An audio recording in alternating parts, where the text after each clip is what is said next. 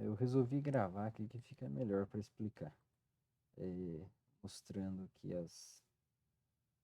o que a gente vai ter que fazer. Deixa eu só abrir aqui os.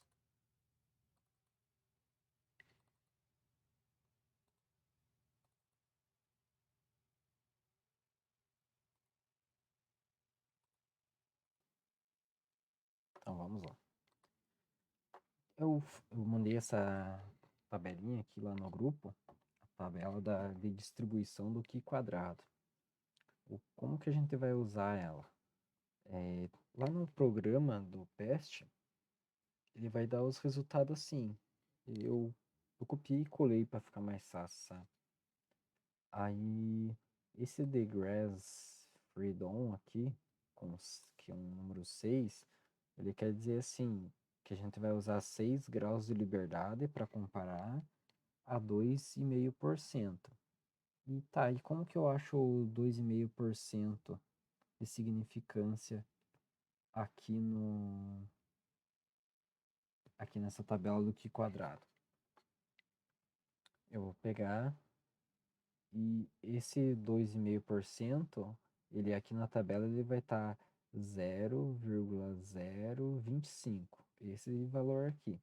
Tá aí 6 graus de liberdade. E a gente vai achar o 6 aqui. E vai vir na tabela, vai correr até a coluna do 2,5% de significância. Beleza. 14,45 é o valor. Esse valor aqui, ó. 14,45. Aí, o que eu vou fazer?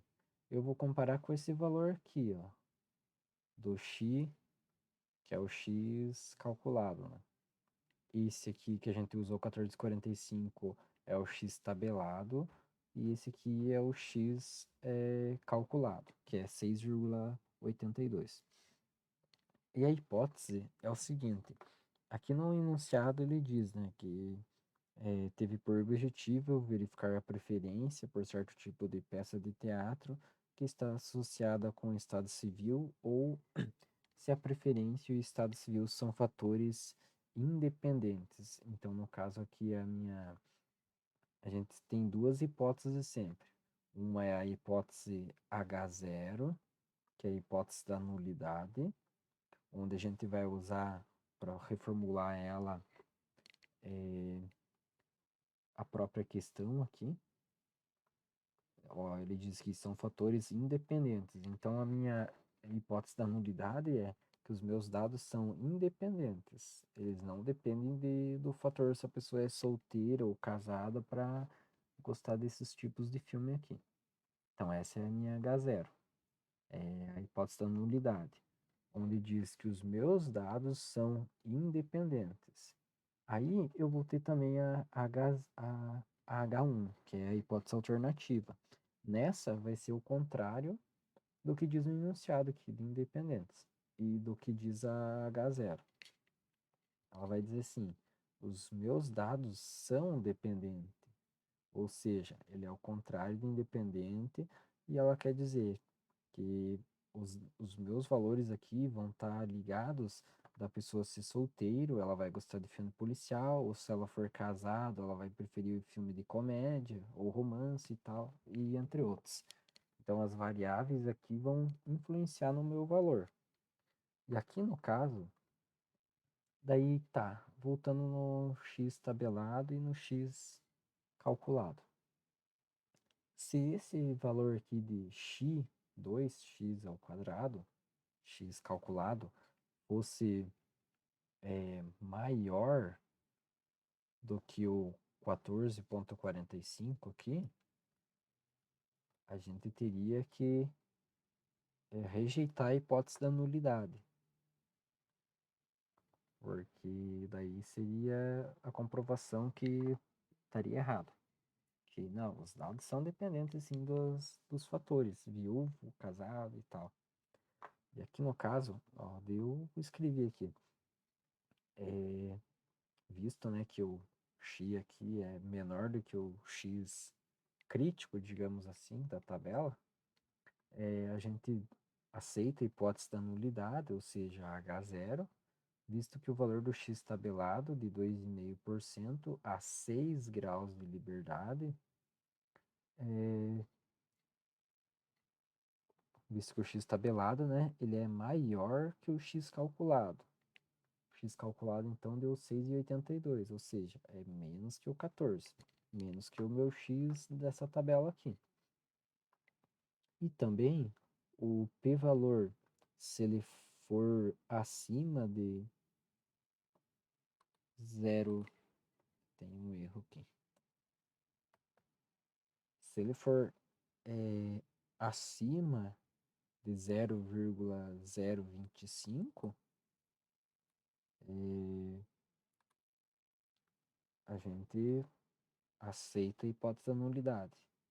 Se fosse abaixo, tipo, você desce lá esse valor aqui, P no assócio aqui, fosse menor, tipo 0,015, pode ver que ele é menor do que o p-valor aqui, do nível de significância de 2,5%, que seria esse aqui, 0,025.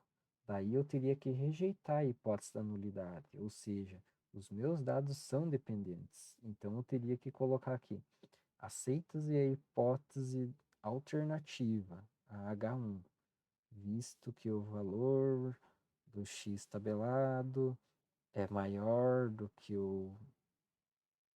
visto que o x tabelado é menor do que o x calculado, e daí e também o p-valor de 0,025 é maior do que o meu p calculado, que é esse aqui.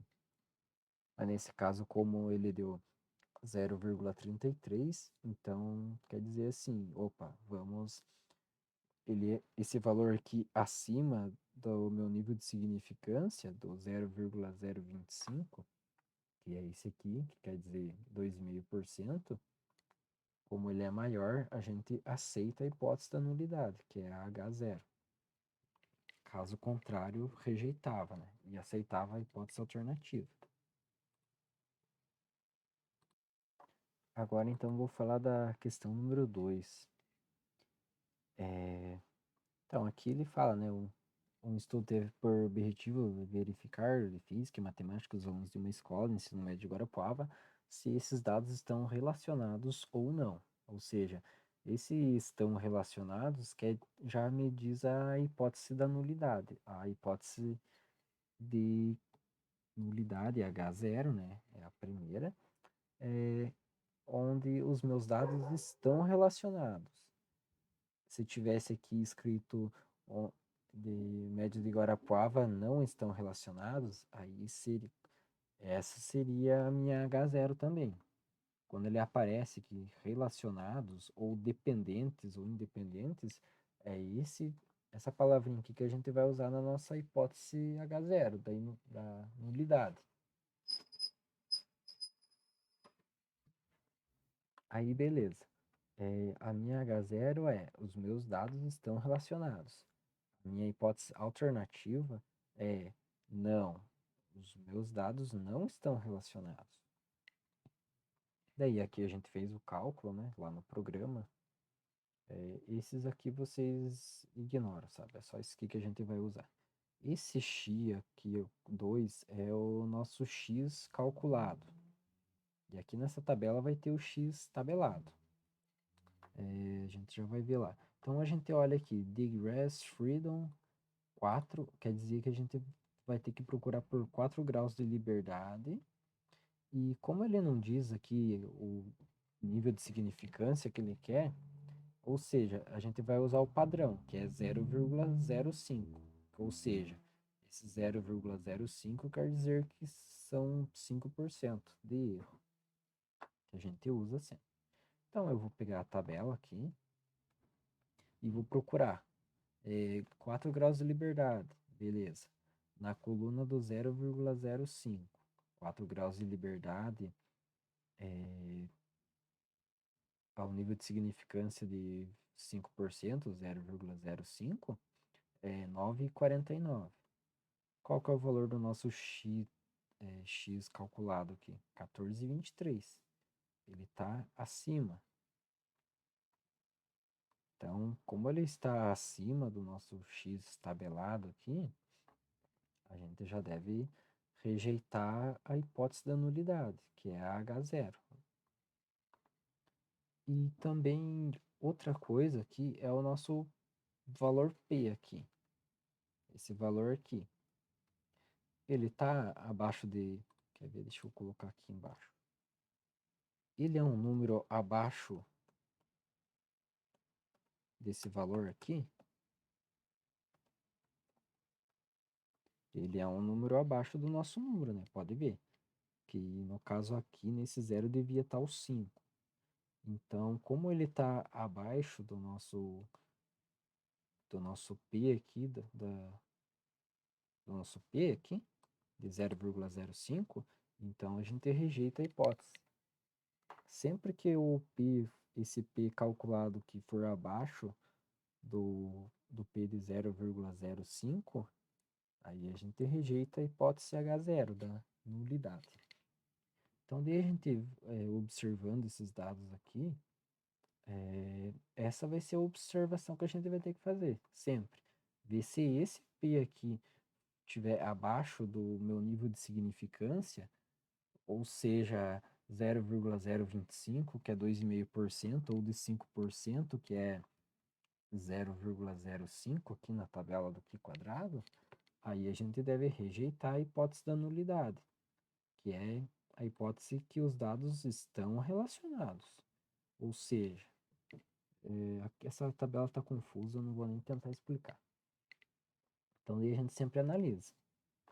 Ó, aqui o x tabelado aqui, 5%, o do 4 graus de liberdade, ele é 9,49. Então, ele é menor do que o meu x calculado, de 14,23. Então, eu rejeito a hipótese da nulidade. A mesma coisa, esse P. Se ele for abaixo de 0,05, o valor, eu rejeito a hipótese da nulidade. Daí eu coloco aqui, H1 é hipótese alternativa. Rejeita-se a hipótese da nulidade, que é H0, onde os meus dados estão relacionados, e eu aceito a hipótese alternativa, que é H1. Deixa eu digitar aqui. Então eu rejeito a hipótese alternativa e aceito a hipótese, rejeito a hipótese da nulidade e aceito a hipótese alternativa, H1, onde diz que os dados diferem e não estão relacionados uns com os outros. Eu coloco aqui, p-valor menor do que 0,05. 0,05 maior do que o p calculado, que é esse de cima aqui, que é 0,00658. Sabe? É desse jeito que a gente vai interpretar, sabe? E na 3,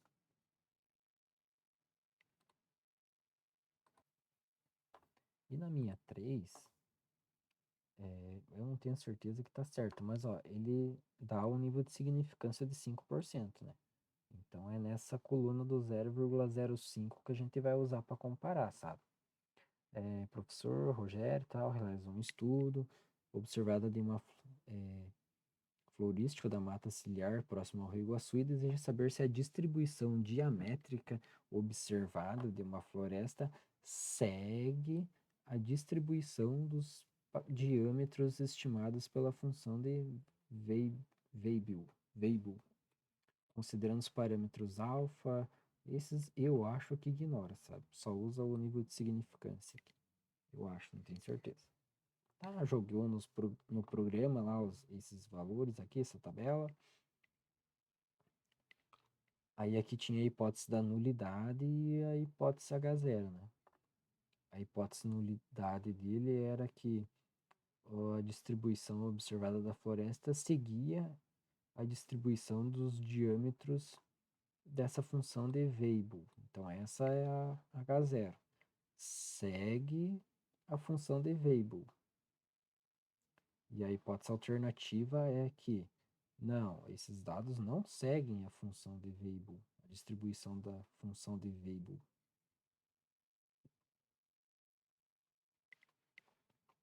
E daí, aqui é a mesma coisa, ó. Eu até coloquei em azul aqui. Lá no programa ele dá esse Degrassi Freedom, número 20, ou seja, a gente vai usar 20 graus de liberdade e os 5% de significância, que é o 0,05 aqui da tabela. Então a gente vai olhar na coluna do 0,05 e olhar, opa, 31,41 é o valor, esse aqui é o x tabelado. E qual que é o meu x calculado? 1164,4. Pode ver que está bem acima, né? Então já de cara a gente já elimina qualquer hipótese que dá nulidade, né? E já aceita a hipótese alternativa.